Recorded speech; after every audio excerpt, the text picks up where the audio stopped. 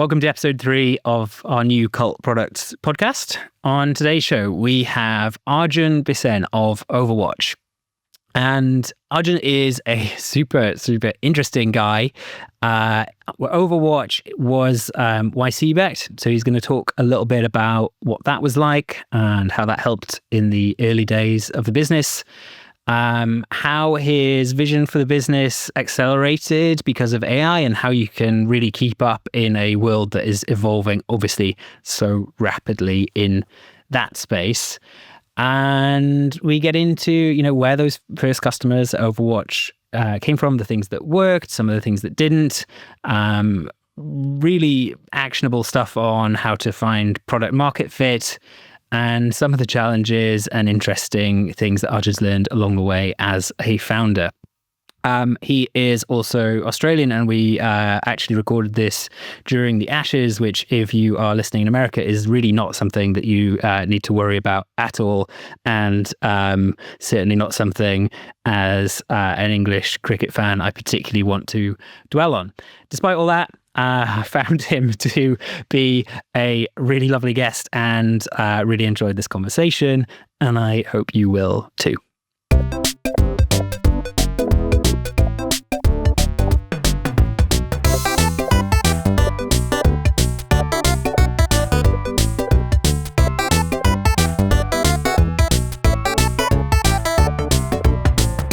Welcome to the show, Arjun. Great to have you here today. Super excited to talk a little bit about what you've been up to.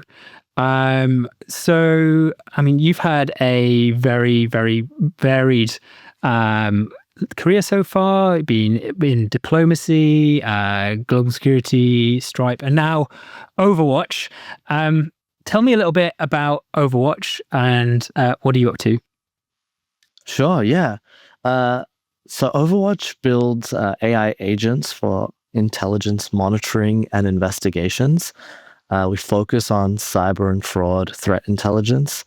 And so basically, instead of needing a big team and buying a ton of data feeds and keyword searching through them to try and find little bits of insights on threats, we automate the entire monitoring and investigation process at a scale that actually fights the enemies at sort of attacker speed and scale. Very cool. Very cool. And so how far in are you in the journey? So we've been active for about 3.5 years. We started through Y Combinator out in the Bay Area in 2022. And since then, been working with very large enterprises and partnerships with law enforcement as well. Yeah, I bet it feels like a lifetime and feels like it's just gone by in the blink of an eye at the same time. It's that classic kind of founder, time bending thing going on. For sure. That's really cool. I mean, a good place to start, I think, would be, tell me a little bit about your experience of being part of Y Combinator. Obviously, it's something a lot of people aspire to do. You've been through it all. What was that like? Yeah, it was incredible because I wouldn't have founded a startup had it not been for YC. So I'm definitely one of those people that YC gave me the vehicle through which to embark on this journey through multiple fronts. One, it made fundraising and actually, setting up a company really simple. I see founders who try and do it themselves. If they're first-time founders like we were, it's not easy to do. You can spend years just trying to find someone to believe in your idea and fundraise. And so with YC, you get a check out of the gate and you get the logo, and it means you can recruit people and start actually building. Especially our use case is so enterprise focused, and enterprises don't like to play with, 5 to 10 people startups. They want reliability more than they necessarily even want that kind of cutting edge innovation. So having that, like the scaffolding of YC, was very important for us. The other thing is it really showed why startups can win for me. Like I was previously at Stripe. Before that, I was at Google. And before that, I was in government. All very prestigious, kind of well-known organizations. So I didn't really understand, like, why would a startup be able to do something that these like mega tech companies or best in class agencies, why would they be able to do something that they couldn't? And so YC showed me firsthand, we had dinners with founders of Airbnb and Coinbase and like successful founders, but then even the cohort members, I was seeing like, how are they building a community and thinking about innovation? And bear in mind, 2022 is that cohort graduated, and 2 months later, ChatGPT came out. And so I saw immediately like how people could pick up on this new technology and think of things that enterprises, may have thought of, may not have even thought of because they're not paying attention to the, day-to-day changes in innovation, but picked it up, started immediately brainstorming what this could mean for various industries, and then deploying it, testing it, seeing where the rough edges were, and then projecting out that, okay, maybe today it's not great, but where could it be? And what does this mean for us in 2 years down the line? And so I really saw that firsthand up close, that like, oh, this is how innovation works and why we can win. I want to jump back into that and a bit into the origin story, the idea and all of those kind of things. But I'm curious, I think back to that first moment that somebody showed me ChatGPT, and it was a real like, hey, check this out kind of moment where I was, if I'm being totally honest, looking at it going, oh my gosh, what is this? This is totally not what I expected to be looking at this morning. You said it was did you say 2 months after the program finished? How much of that for you and for the rest of the cohort was part of the conversations you were having before that? And how much of it was, okay, we now need to really pivot and think differently about everything we thought we knew? Yeah. For me, this kind of happened a little earlier because, at Google, I saw what the early transformer models look like. So search, I forget the year when they incorporated BERT, or BERT, into Google and Assistant. And it's like 2020 maybe, or 2019. And that was one of those moments for me. I was like, wow, and BERT was a tiny model compared to GPT. That's really when I was like, okay, if we had an army of Google Assistants with BERT, we could do a lot of amazing cybersecurity automation, or just risk automation in general, because it was able to understand language in a way that a human understands it to some extent. And so that was my oh crap moment. And then when BERT was launched open source by Google, then I was like, okay, I could build a company out of this, because now I don't have to be inside, the walls of these giant tech companies, because these models are being developed in public.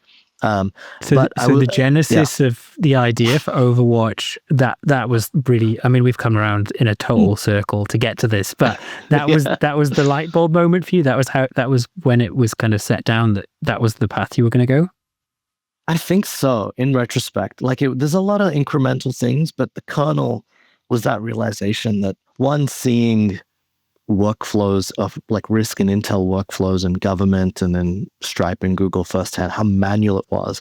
And at on the flip side, seeing how we could make a simple query like, I want to go uptown in 2 hours to catch the Knicks game, like what's the best train?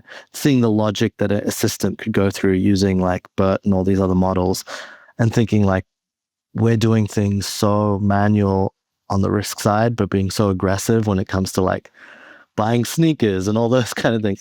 Maybe that was the kind of gap I saw. It's like, what if we could bring that tech to this world? But yeah, BERT was definitely a big part of it, to see that oh wow moment. And then GPT, of course, was like the realization that this isn't a 5-year thing, this is like a 1-year thing. And it happens each quarter, really. Like every quarter, I'm like, in a year's time, we'd be able to do this. And then 3 months later, we're like, okay, we're already deploying this new thing that we thought wouldn't be possible. Yeah. Was agentic one of those moments of realization as well? Because I feel like I've spoken to there's kind of different generations of the sort of thinking around AI, and started off with more of the kind of LLM stuff, and now agentic has kind of come to the forefront. Was that something that you were always conscious would be part of Overwatch, or has that been a pivot or something that's kind of come into focus more quickly than you imagined?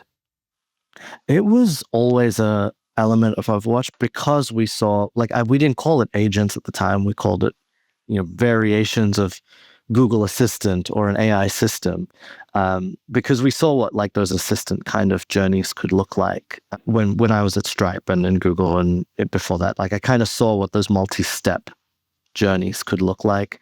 But there's been a few things like that was definitely one piece of it. The deep research frameworks were really powerful for me, where you could like do these agents could store information and come back to it like a research journey. I think more recently, the browser and computer use capabilities are absolutely fascinating, and have unlocked a lot for us. So I think, and then now, MCP type communication protocols between agents is really powerful. So you can kind of see these blocks fitting together really neatly into these autonomous systems that can do really powerful journeys and many steps of journeys. There was even a paper that came out recently about like agentic accuracy taking huge leaps, where normally every step of the way there's like a little drop off in accuracy, and then you compile that and it becomes like quite an error-filled process. But even that's taking huge leaps. So I think every quarter there's just something that blows my mind. So agents have always been the base, but yeah, there's new things each quarter. It's an exciting time. It's also, I guess, as with many things, it's a more complicated time in lots of ways than it probably was 10 years ago. As a founder in a world where things are changing at this, I hesitate to say unprecedented pace, because I'm sure it's probably always felt like this to some extent. But how does that pace of change and pace of innovation affect how you think about your product roadmap? Because you can obviously see a little way into the future, but I do feel like we're seeing these leaps all the time. So how, sorry, again, longest question in the world. How far ahead are you how far ahead are you thinking in terms of your product roadmap, and how do you deal with those leaps, which you don't know what they are, but they're going to happen? Yeah, it's a huge opportunity and challenge and it's really what the startup superpower is that you can pivot really quickly. And so what we try and juggle multiple hypotheses and think maybe 2 quarters out. That's kind of as accurate as we've been able to keep it, because the tech is changing, the market is changing dramatically, and then customers will throw incredible opportunities at you if you're willing to stay open. And so we kind of keep a roadmap that we try and think of with some flexibility. And one thing my co-founder Zara talks about is like that flexibility is actually a feature of the system. Product itself is designed to be able to do new things when asked of it, and it's not sort of baked into a situation where we have so much rigidity that we can't do new things. And I think that's actually been really important. That felt like a small decision at the time while we were like sort of looking for product market fit. We wanted to stay flexible, but we've built the system to stay flexible. And it's been a really powerful thing for us, because it means we can see fraud and cybercrime as a full market, allowing us to deploy agents in different places, rather than saying we only do dark web threat intelligence, which is a realistic thing we could have fallen into, like just one vertical where there already is a market and just built agents for that one thing. We would have missed the sort of forest from the tree. Yeah. I think that's a really nice framing of things. Is you just need to make sure that you have that level of flexibility baked in. I guess also the technology kind of inherently allows more flexibility than was probably possible before that. And would you say, just to go back to something you said at the start, you asked yourself, why would a startup be able to do this when a larger and more established business might struggle? And is that what you're describing as a startup superpower? Is that why you'll be able to do this? Yeah, that's definitely one piece of it. I think just like that flexibility requires, it's an easy thing to say, but actually requires a lot, like from the tech stack down. It requires a very modern build that allows that flexibility. And you're not really restrained by budget cycles. And, even when we talk to product teams and big companies, they can only chase really big markets, and they have to scope, is this going to be $1 billion TAM even before they experiment in it?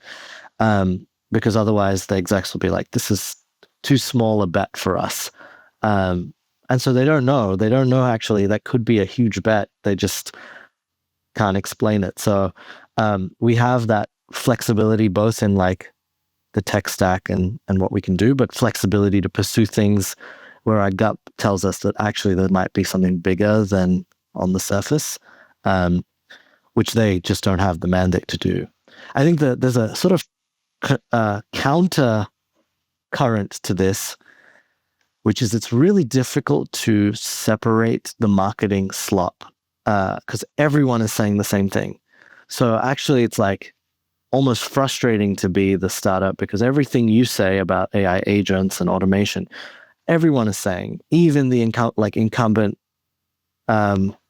companies, they say the same thing. And so we only find out they're not actually able to do it when we talk to their customers who are like, we've heard all of this before, but actually what's different? And then you show them. You have to go to extreme lengths to do the proof of value to say like, this is not just marketing spin. This is a really interesting thing for me. I find it kind of fascinating how different people handle this. But, we speak to a lot of people who say, we want to push something that's exciting out to the market, but we're constrained because we don't want to get too far ahead of what our product can actually deliver because we don't want to seem disingenuous. And lots of people will say, oh, I looked at their website and I really like the way they're talking about what they're doing, but what they're actually doing has almost nothing to do with that. And we know it, so everybody knows it. And then the other constraint that's interesting is they say, well, we don't want to put too much out there because then our competitors will know what we're up to and then they will copy us. And I wonder, how do you find that right balance? Like, where do you plant the flag? You say, right, we have enough of this product to talk about it publicly, and we're confident enough in it that we're prepared to take the risk that our competitors see it and potentially steal some of it. Yes, it's a great question. We don't have a framework or anything. It's a lot of like many small judgment calls that we end up making.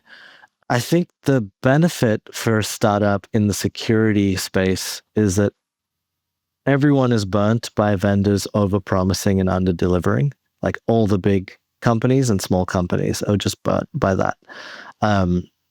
They've all had sales teams or they've seen the slick marketing campaigns and then gone on the product and been like, this is the delta between what they said and what they delivered is huge.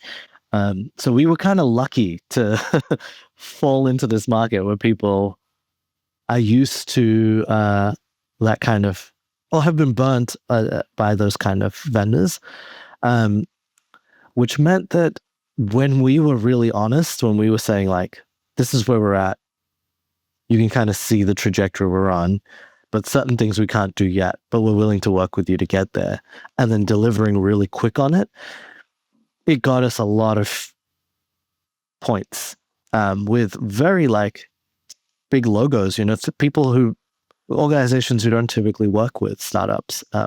because they were like, okay, we actually trust you. So I think that trust factor is like really something you have to protect. And there's no recipe for it other than like not BSing, but being genuine. People sort of sense that if you can like show that you've come some of the way, you have the chops, and some of what you're doing already demonstrates that, but you're not pretending that you can do everything under the sun, helped us a lot. I mean, I don't have a great answer there, but seriously, I think that is a great answer. I mean, if I play that back to you, what you basically said was, we're not worried about the kind of artifice of telling a story too much. This, like, what we really want to do is just be transparent and just honest with people. And I think if you have genuine credibility and things that you can point to and say, listen, we've done this, we haven't done this, we're going in that direction. Maybe it's just overcomplicating things slightly to worry too much about how far ahead of yourself you need to be.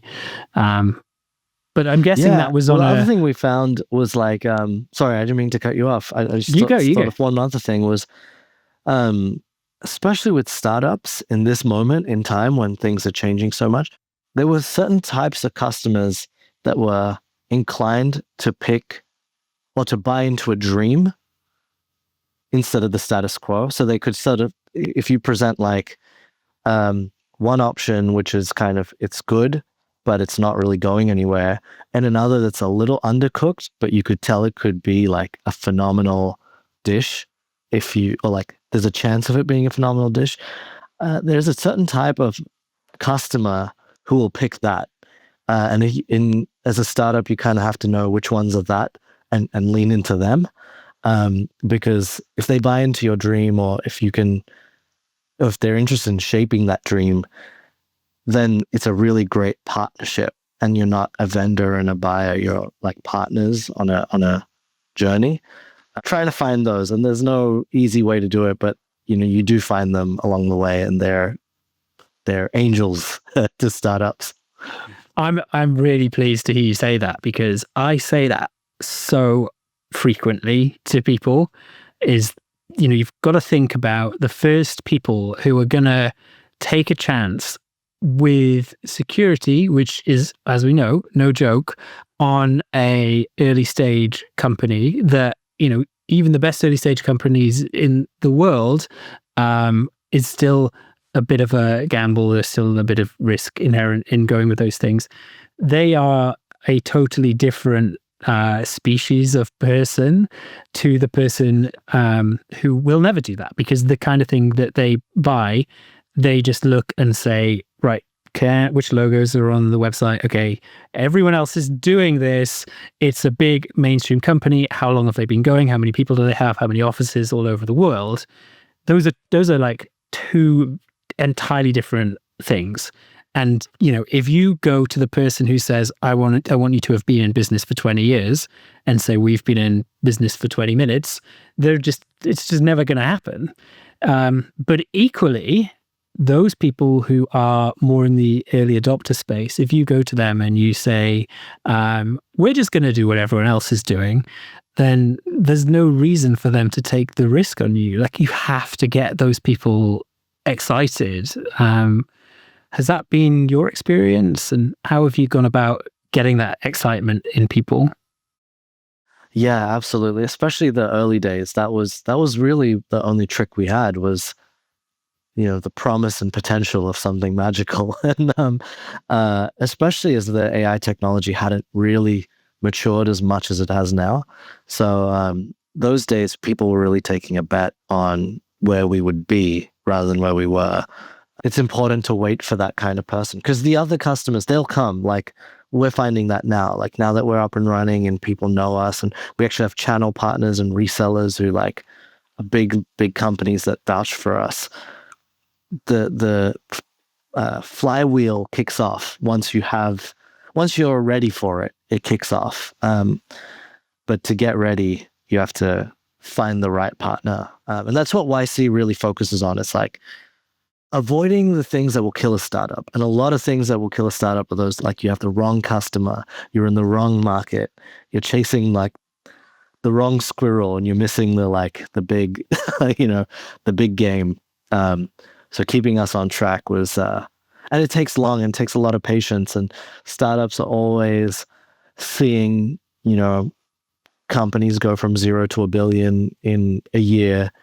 And so you get the wrong impression, especially if you're an enterprise, that it's that quick. We sell to banks and regulated industries. It's not going to be 0 to 1 billion in a year. You kind of have to learn that patience too. Yeah. Tell me a little bit about that process. You said it was a long one. How did you go about finding the right squirrel to go after in those early days? Yeah, we had a few unfair advantages. Having worked at Stripe and at Google and in the threat and trust and safety sector and Zara as well, like we kind of had trusted contacts that could help and kind of gave us our initial POCs or got us through the door in like a few different organizations. I think mostly it was a psychological switch that we had to adjust to. Like I coming from being a diplomat or being in these big organizations, you're not used to people just saying no to you all the time. It kind of breaks your ego initially, where you're just like, literally no one wants to meet with me. I'm just firing off all these contact people I thought were my friends are like ignoring me. So it goes like the ratio flips from like maybe 10% of your requests being declined to 99% of your requests being declined. That psychological impact of like doing that for 6 months of just like people basically either being polite and declining or actually like ignoring you. Like that's probably what kills a lot of founders rather than like the process. Because the process is simple. You just keep trying to connect with people, going to events, meeting people in person, listening. And there's a great book called The Mom Test, which you may have heard of or may recommend to other founders. But that really helped me, like, instead of me selling something, just being like, I want to learn about what their pain points are and what can we spin up quickly to test that.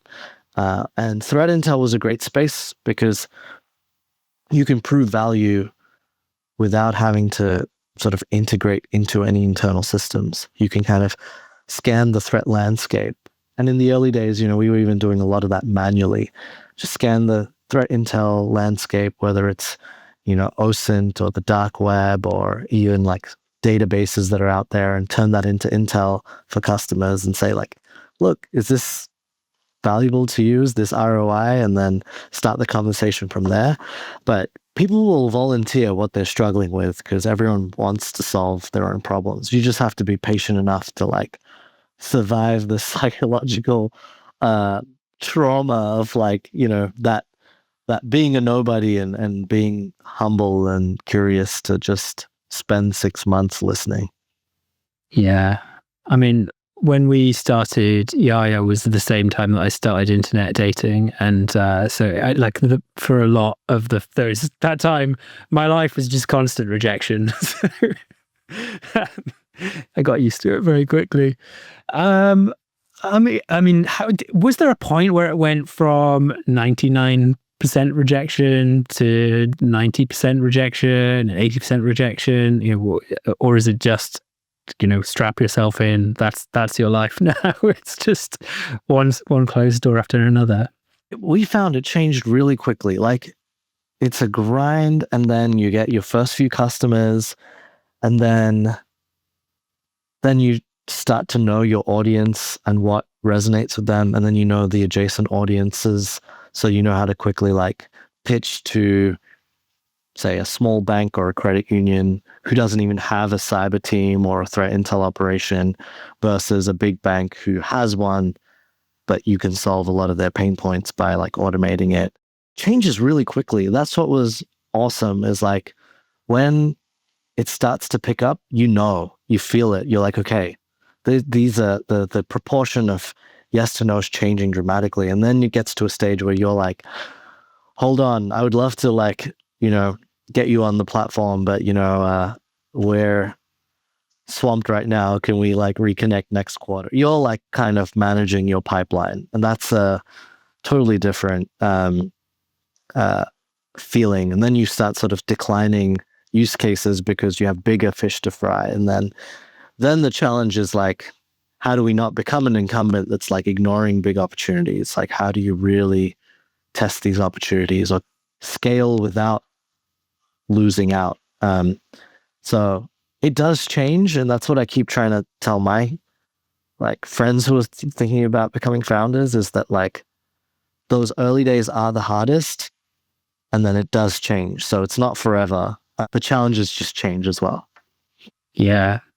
I like to say that there's sort of two kinds of businesses. There's businesses who can, I would say, generate leads, and businesses who can't. It's not like necessarily directly relevant to what you were doing to call them leads, I would guess at that stage. But it's basically like, are you just chasing after a very small number of people where you are, you're having to like heavily discount stuff, you're having to kind of bend to their every whim, you're having to look at them and go, well, that's not quite the right person for me to be working with, but I just need somebody to do this with. And then a point where you're like, actually, now we have enough interest in what we're doing to be sensible about the kind of deals we do and the kind of people that we work with.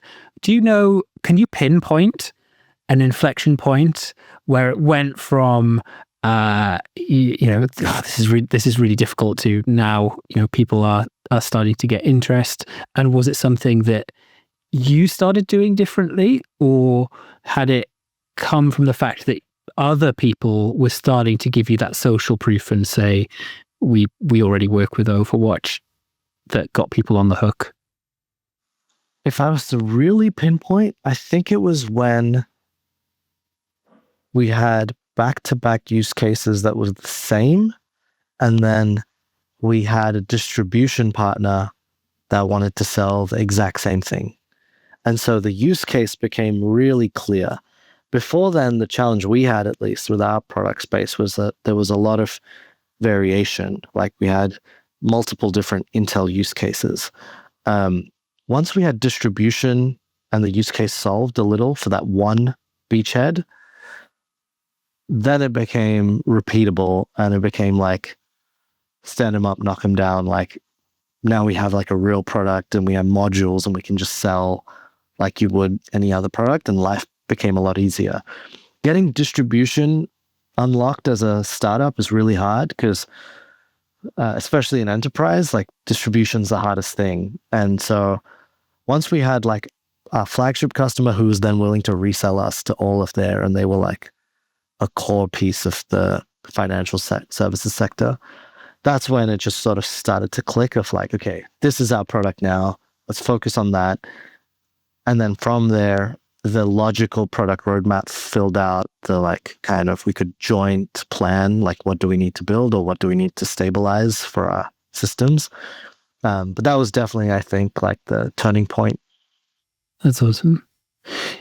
I'm wondering if you would feel able to package that into advice that you could give other founders and say, this is how, how you can start to get that traction. If I said to you, Arjun, when's it going to click for me, and how do I make it click? Can you give that advice for that? I can share what we saw. So I think, and this is where I'll differ a bit from the YC advice. What we're kind of describing here is like a version of product market fit. Is like things feel easier when you have early product market fit. The YC advice is not really designed purely for enterprise businesses. It's just the general advice. And like Paul Graham writes about, or maybe he's quoting Andreessen Horowitz's blog, but it's basically like, you'll know product market fit when you're so busy that like you're fighting fires and products flying out the door, and like, it's just like overwhelmed with demand. That's not really that helpful because it's like a feeling, not really something that you can aspire to. Something I found really useful, and I'll watch where I heard this, but it was another definition of product market fit, which was much more enterprise relevant. And it was, can an average seller sell you to an average customer? What do you need to get in place for an average seller to sell you to an average customer? And that's a little bit more manageable. It's still vague, but like an average seller needs to know what your product is, define it really simply, just define the return on investment. In the case of enterprise as a newcomer, also prove value, like do a proof of value quickly. That's something we often discount as a tech startup. So we had to get to a stage where we could, going into a meeting, say, this is how much we will save you. And this is the proof. Like we could bring intel to them saying like, these are like, did you know this stuff was out there about you? And this is what cyber criminals are using to like attack your customers. That was like a bit of a, eureka moment that we had to manufacture for a customer, for an average customer, not a like advanced customer who knows everything. So we had to really think, what does it mean for an average seller to sell to an average buyer? And those are all ingredients for it, for our product. And so my advice to another startup would be like, try to think of that scenario.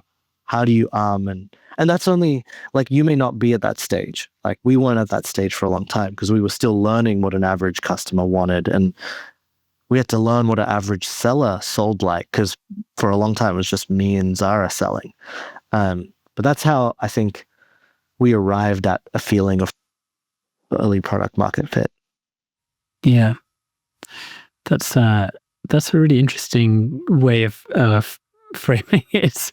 I guess it comes down to a lot of that would be kind of codifying it, giving people the right tools to be able to talk about something, taking some, and I think you see this a lot where you have founder-led sales happening in organizations. They're able to be very reactive and kind of sit down and say, hey, so what's your problem? Oh, okay, cool. Well, we solve that. And here's how we do it in a way that I wonder is even possible for somebody whose brain isn't like just inside the product. And it's interesting because I guess you're then creating tension between the flexibility and the experimentation to try and find product market fit, and creating a scenario where an average seller can go and do those kinds of things. The reason I said, can you give advice about it, is because I was really struck by something you said earlier in the conversation, which was, I think you said that we didn't have a framework for this. It was just lots and lots of different micro decisions that we made over an extended period of time that eventually added up to something at the end of that. And I feel like that is so much of what running a business is actually like. And to the point where I sometimes see frameworks and things that people who've been very, very successful have come up with, and I'm like, well, you didn't use that. Yeah. You just stood at the baseline of the tennis court and just hit things back that kind of flew into you, and like made the right decisions enough times that things kind of ended up okay.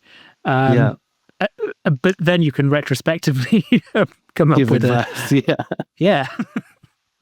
And the advice is often so conflicting. Like people say, this is what startups need, or this is what a company needs. And then the same, week, you'll hear the exact opposite. And so it's hard to know how to incorporate it. Sometimes your board will give you conflicting advice. And you don't know until you experiment, and you just kind of survive for long enough for enough things to have worked. Yes. And well, enough things to have worked, and not too many things that could really catastrophically push things off track. Yeah, I think that's super interesting. We've spoken a lot about those kind of early days and about acquiring those initial customers and things, which I think is super interesting. And also, the product roadmap and how we kind of deal with everything changing constantly. I'm curious, those might be things that people expect a founder to be struggling with and to think, yeah, okay, well, we're gonna have to tackle those kinds of things. Has there been much that has really surprised you as you've been through this journey that you didn't necessarily expect was going to fall to you to solve, and that perhaps other founders listening to this might want to be prepared for? Yeah, it's hard not to speak in cliches. I think psych, I don't know, the sort of staying alive element of being a startup founder is probably like the thing that I think of as like, I could just never have appreciated just how much of this journey is like staying alive on all fronts, like your personal life, like keeping that afloat and keeping the core relationships that you depend on and keeping the people you love happy and like supporting them in their times of need while you're like also frankly like battling every day. Like it just demands so much off you, and your staff are also probably going through it at different times, and being there for them and not taking things out on them and not taking things out on your co-founder and sort of being there for your co-founder. I feel like that people use a lot of the like wellness language around it. That never really resonated with me. Like I didn't feel that vocabulary kind of helping me in any way, or going through like founder sessions where you share those kind of things. But I feel like as a human, it asks so much of you beyond the job. It asks like your whole life and everyone around you to be on the journey with you. And then people also like part ways along that journey, and that's really hard. So I think that was definitely something I could just never have appreciated when you're in YC, that like actually it's the human part of this journey that's the most challenging, and the most rewarding, and the most like, it's the most everything of it. It's the human part of it, like the actual building the product and finding customers, and those aren't the things that keep me up as much. Yeah. For now, I mean, we have AI on the way. Soon we won't need humans at all. But I totally agree with you, and I think it might be Paul Graham again, who said that resilience beats brains 9 times out of 10. Because eventually somebody who's really resilient will get to the right answer, but somebody with loads of brains and no resilience might just give up. It's kind of fascinating that we live in a world where we've got, on the one hand, we've got like hustle culture, and then on the other hand, we've got this like wellness culture thing. And then it's like a Venn diagram. It kind of crosses over in the middle. It's like, well, I'm going to get up at 4 o'clock in the morning and do an ice bath, then go and work at my startup. And then afterwards, I'm going to like hit the gym and like never sleep. Yeah. Yeah, I know. And I have a young son, and like I get so frustrated by these posts by these like executives who are like, I wake up at 5 and I do all this. I'm like, do you not have a family? Do you just like not raise a child? Or like many don't, though that's fair. But like that kind of advice just rules out anyone who has any commitment outside of their startup, like that has aging parents, has their own family, or like friends that, you need a community, and a community isn't all one way. You have to give a lot to have a community. And like, I think the hustle culture just discounts that whole human element and expects the community to be around you as if you're the only sun in the solar system. But I find that really like on the nose when I see stuff like that. Like everyone's just kind of surviving by the seat of their pants, and you need those people around you, and you need to be there for those people too. And it asks so much of a founder, and we got to be ready for it. Yeah, I will say, in total agreement with what you've just said, is, that like giving yourself the best chance of surviving is really important. And I don't think that is, I mean, whatever, if like ice baths and things work for you, then go. I think I did have a conversation with somebody a week or so ago, and I said, "Oh, I've just been on holiday for 2 weeks," and they looked at me and they were like, "You run a business. Like, what are you doing? You shouldn't be doing that." And I was like, I thought that for the longest time, and what I realized was, and I'm still really bad at this, by the way. Like, still terrible at actually taking holidays. You just end up like a flat battery, and you're like, I'm not particularly like nice to be around. I'm not really performing at my best, and I'm probably shaving years off my life. Just like, take a damn holiday. It's been really great talking to you. I want to ask something of you before we wrap this conversation up. If you were to have a time machine, and I said, you have 10 minutes to go back, and the only person you can talk to is Arjun at the start of this startup journey, what are you going to be saying in those 10 minutes? What's the advice you would give to yourself, knowing what you know now? Three bits of advice that came top of mind. I haven't thought about this question, so I'm going to wing it a little. One is the people that you work with. I think, I wish I could tell myself to be more patient and discerning with who you work with. Because when you're when you're starting out, you don't even know if this is a thing. So you just you're willing to work with anyone who's willing to work with you. And I ended up potentially I'm so grateful that I have the best co-founder in the world. Like, Zara is just the best human I've ever met. So I'm very lucky. But initially, you fall into relationships and you fall into this startup without being as intentional. And so I wish I was I followed my gut a bit more around people that I was this, I'm not sure if this is the right thing, but because you got to think long term. And I think I was thinking very short term at that time.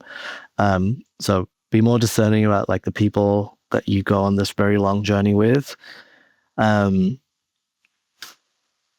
Two is I would really focus much more on a market opportunity. I think we were too broad when we started, and we chased too many markets where the TAM wasn't that big and the level of effort to win that initial customer was a lot. And so we chased too many sparkly things, and now it feels really too many squirrels. It feels too obvious now. Oh, this was the big TAM, from the get-go, because, there were big incumbents, there was return on investments, easy to prove. I wish I had just latched onto that instead of trying everything under the sun. So the market piece, that's very typical advice, but it doesn't hit home sometimes. And then the last thing was just make sure the scaffolding for this really long journey is secure. Your family, partner, don't overstretch the scaffolding. I tried a lot of stuff which felt in this yes culture, you can do everything. It felt all achievable. And then until the scaffolding broke in certain places because we were just too stretched. So I think keeping an eye on if you're going to do this for 5 to 10 years, working really hard with all of your emotional and mental capacity going into this journey, make sure everything around you is stable, or if as much as possible. And if it's not, stabilize it quickly rather than trying to bite off more than you can chew. Probably I would have still ignored it all and shot every shot I could, but that's what I would still try and convince myself to do. Yeah. Oh, that's a great few bits of advice there, which I think anybody listening to would really appreciate. And thank you for sharing some of your experience openly. It's been really great chatting to you, and thank you so much for coming on the podcast. We're filming this after the first Ashes test, which if you're listening from the US, just don't worry about what that means.